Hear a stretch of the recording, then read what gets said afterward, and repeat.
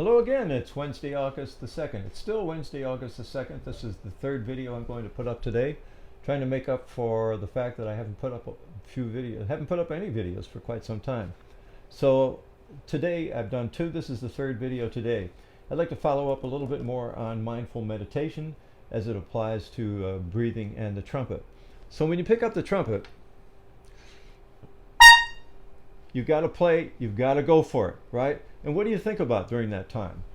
Hopefully, we've gotten all the negative thinking out of the way before you played. I mentioned that before. You know, before I go play, sometimes I think, what the heck am I doing here? I should be home gardening. But when it comes time to playing, you can put all that aside. So don't be worried if you have a lot of negative thoughts crawling into your head, right? Once you pick up that trumpet, that's all gone, right? You just think about, all right, this is going to be great. And very often the thought that I would have before a difficult passage is, I'm going to make this as good as I possibly can. That's a mindset, and that's the topic of this particular video. Making it as good as you possibly can, so that when you go to play something, I think you can develop this attitude, because I don't think I've always had it.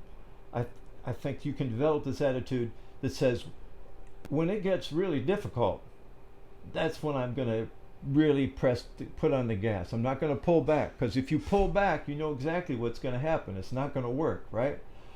So as you go for that big passage, man, you think, woo, here it comes, and I'm really going to just nail it. You know, just develop that positive attitude.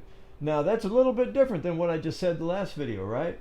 The last video I said, well, you know, the first video today, you know, it's going to be nerve-wracking, and I'm just hope I get through it. I didn't want to make that the central point of this conversation. What I really wanted to say is that's what happens before you play. Doesn't happen while you play. That's a whole.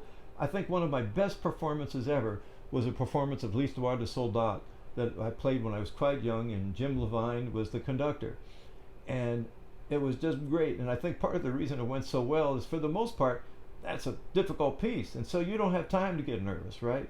Even in the slow sections, I was thinking, oh, okay, I'm going to get this, and then I'm going to do this, man. So you're just thinking, okay, this is beautiful, and I'm going to do great.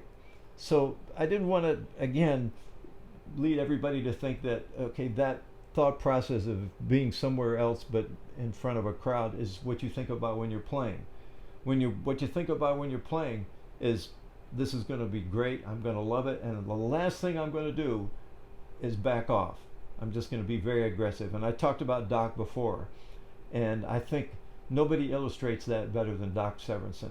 When you hear him play, you know he's not holding back. And it's like the old adage says, if you're going to make a mistake, make it a good one, right? And Claude Gordon used to say, well, hit it hard and wish it well. And you know there's going to be mistakes. And I once heard Al Vizzuti play, the great Al Vizzuti, one of the great trumpet players of our time.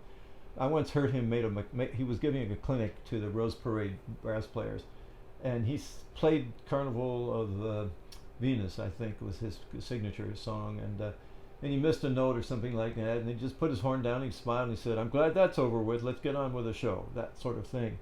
So that's the attitude that keeps us going.